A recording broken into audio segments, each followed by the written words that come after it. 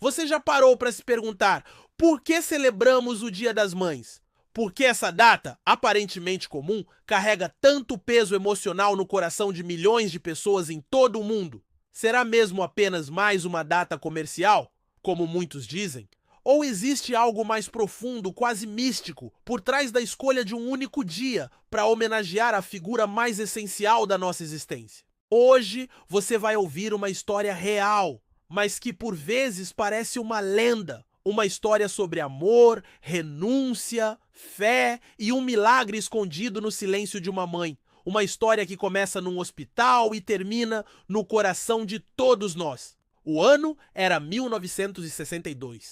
Numa pequena cidade no interior de Minas Gerais, chamada Itambacuri, uma jovem chamada Elisa descobria aos 22 anos que estava grávida.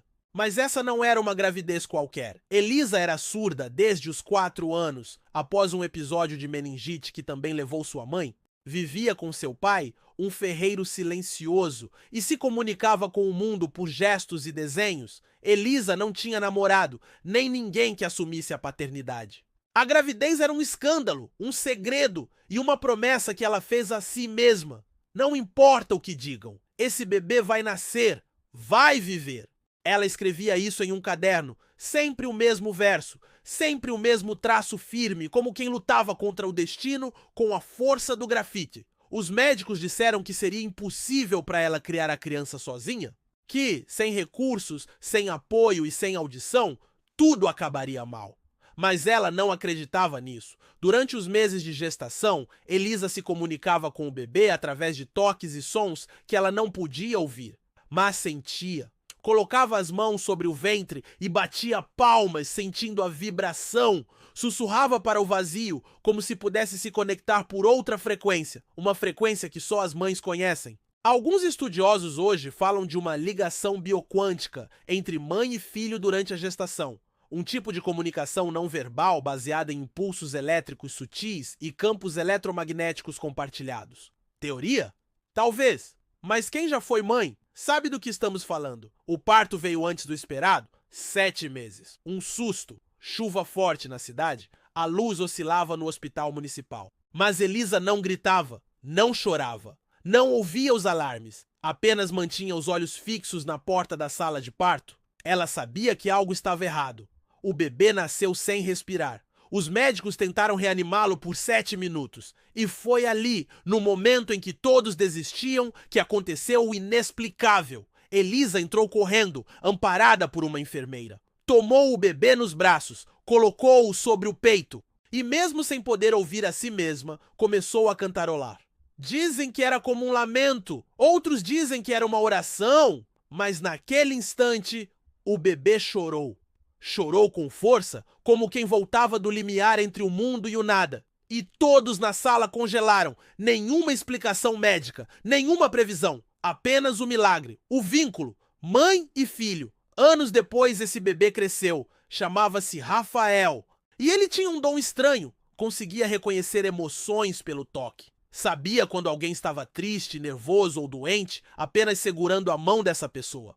Certa vez, aos 9 anos, ele segurou a mão do avô e começou a chorar. Na semana seguinte, o homem teve um infarto? Coincidência?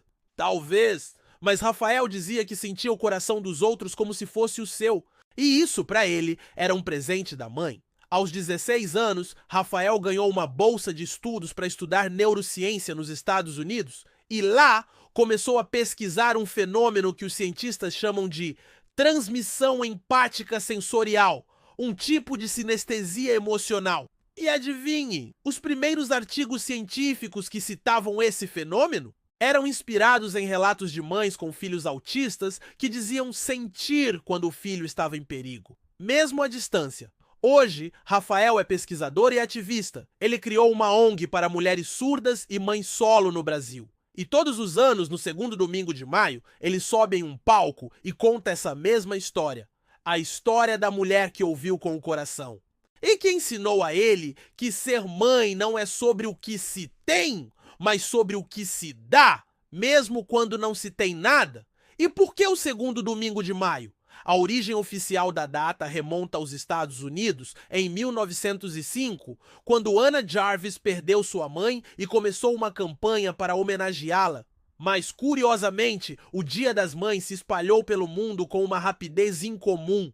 Especialistas em comportamento coletivo dizem que há algo de arquetípico nessa data. Um padrão universal de reverência à figura materna, presente em todas as culturas. Será que existe uma força invisível que nos move a lembrar da nossa origem? Será que, em algum nível profundo, todos nós sabemos que o primeiro som que ouvimos não foi a voz do mundo, mas o batimento do coração de uma mulher? Hoje, o Dia das Mães é sinônimo de flores, jantares, presentes, mas no fundo é sobre memórias, sobre presença, sobre histórias como a de Elisa, histórias que não saem nos jornais, mas que sobrevivem porque são passadas de geração em geração, não por palavras, mas por gestos, por olhares, por abraços que curam. E agora, a pergunta que não quer calar: você já agradeceu a sua mãe hoje? Não só pela comida, pela roupa lavada, pela proteção, mas pelo silêncio, pelo que ela engoliu calada, pelo que ela sentiu e não pôde dizer, pelo que ela fez sem esperar aplausos. Se ainda tem a chance, abrace. Se não tem mais, feche os olhos e converse com ela em pensamento. Ela vai ouvir. Mães sempre ouvem. Se essa história tocou o seu coração, curta este vídeo, compartilhe com quem você ama e se inscreva no canal para mais histórias que vão além do óbvio. Temos muitas outras curiosidades, mistérios e narrativas surpreendentes esperando por você. Clique no próximo vídeo e continue descobrindo que o mundo é muito mais incrível do que parece.